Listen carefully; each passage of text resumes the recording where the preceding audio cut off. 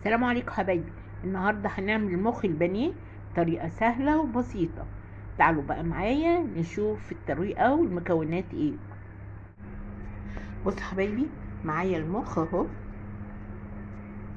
غاسلينه ومنضفينه قوي، بس لازم نحافظ عليه عشان المخ من النوع الحساس.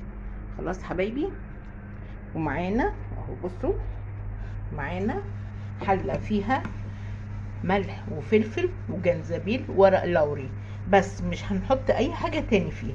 غليت هنروح حاطين المخ بالراحة كده ونسيبه لمدة 10 دقايق. بعد 10 دقايق بالظبط هندفع المخ، طفينا عليه، هنشيله بقى، بس هنتعامل معاه بالراحة خالص. بسم الله اهو حبايبي، هنحطه بقى لما يبرد خالص وبعدين ندخله التلاجة. مش هنقطعه دلوقتي خالص. بعد ما قطعناه هسيبه بقى شوية كمان في التلاجة بتاع 10 دقايق قبل ما اعمله الخلطة اللي هنحمرها بيها. هو ما بيحتاجش تابل كتير، هو ملح وفلفل وبيض وبقسماط ودقيق بس. وارجع لكم تاني بعد ما احضر الخلطة بتاعته. معايا دقيق، حطيت عليه معلقة نشا، وبعدين جبت المخ حطيته في الدقيق، وبعدين بحطه في البيض واللبن والملح والفلفل اهو، وبعدين هطلعه على البقسماط. خلاص، وبعد ما اطلعه على البقسماط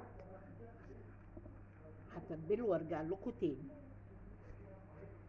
كده خلاص يا بنات، انا غلفت المخ بالدقيق والنشا وبعدين البيض والبقسماط، والطاسة على النار فيها زيت غزير بس يسخن، وبعدين نشتغل فيها على طول. الطاسة هي على النار، نحط بقى المخ،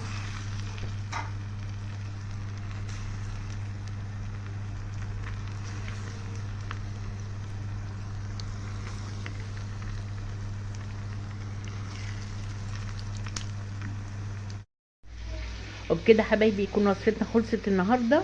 عملنا المخ البانيه بطريقه سهله وبسيطه، ما فيهاش اي حاجه. تعالوا نقول بقى عملنا ايه. جبنا المخ، غسلناه كويس خلاص حبايبي، وبعد كده اهو رحنا جبنا ميه مغليه، حطينا فيها ورق لوري وحبهان، وحطينا فلفل اسمر، وحطينا شويه جنزبيل، ورحنا حطينا المخ بعد ما الميه غليت خلاص حبايبي، وشويه ملح وفلفل،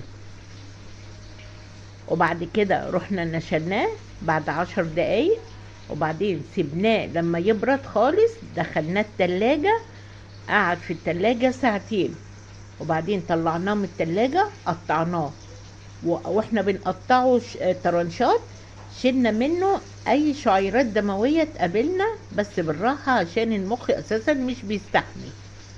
وبعدين جينا جبنا التتبيلة بقى بتاعته، ملح وفلفل، وحطيناها على البيض ورشينا على برضو المخ، وبعدين حطينا جبنا دقيق ونشا، وبعدين حطينا المخ في الدقيق والنشا، وبعدين حطينا في البيض، وبعدين رحنا حاطينه في البقسماط وحمرناه.